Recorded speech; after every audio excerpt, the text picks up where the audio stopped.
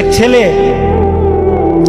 তার বাবার কাছে সাইকেল চায়, তার বাবার কাছে সাইকেল চায়, বাবা আমাকে একটা সাইকেল দাও। বাবা ছিল স্কুল মাস্টার, তো বাবা স্কুল মাস্টার, তার বেতন কি, সে কিভাবে সাইকেল কিনে দিবে?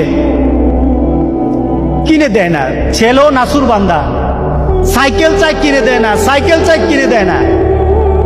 একবার ছেলে বাবাকে বলল, বাবা আমাকে সাইকেলটা কিনে দাও না।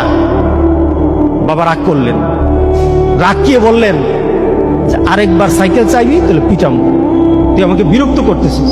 কি বলেন, আমরা বিরক্ত হই না মাঝে মাঝে? সন্তান যদি বেশি আমার ক্ষমতার বাইরে যদি সন্তান কিছু চায় তাহলে আমরা বিরক্ত হয়ে যাই। আরেকবার চাইবি তাহলে পিটা দেবো, তাহলে মাইর দেবো, তুই আমাকে বিরক্ত করতেছিস।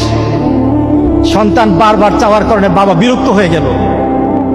সন্তান কিন্তু রাসূলুল্লাহ, সন্তান বাবার দিকে তাকিয়ে করুণ সুরে কাঁদতে কাঁদতে বলল, বাবা তুমি ওকে মারবা?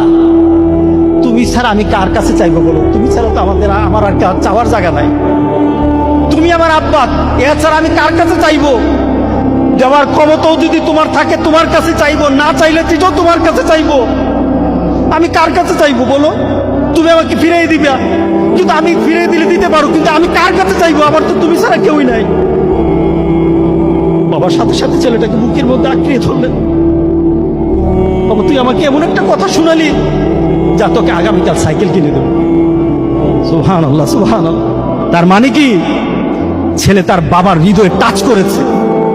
তার কথার মধ্যে আবেগ ছিল, ভালোবাসা ছিল, নিবেদন ছিল যে বাবা তুমি না দিতে পারো, কিন্তু আমার তো তুমি ছাড়া কেউই নাই। তুমি না বল আমাকে ফিরিয়ে দিতে পারো, কিন্তু আমার চাওয়ার জায়গা তোমার ছাড়া আর তো কেউই নাই, আমি তোমার কাছেই তো চাইবো। আমরা যদি মাবুদের দরবারে, আল্লাহর দরবারে এভাবে চাইতে পারতাম, যেই মাবুদ দিতেই পারে, দিতেই পারে, দিতেই পারে, একমাত্র যিনি দিতেই পারে, তার কাছে ওই আবেগ দিয়ে যদি চাইতে পারতাম, কোনোদিন কোনো জিনিস আমাদেরকে ফিরিয়ে দিতেন না, কোনোদিন ফিরিয়ে দিতেন না। আমরা চাইতেই পারি না, আমরা ওইভাবে আল্লাহর দরবারে চাচ্ছি না। আমরা যদি চাইতে পারতাম তাহলে পৃথিবীতে আমাদের এই বিপদ থাকতো না।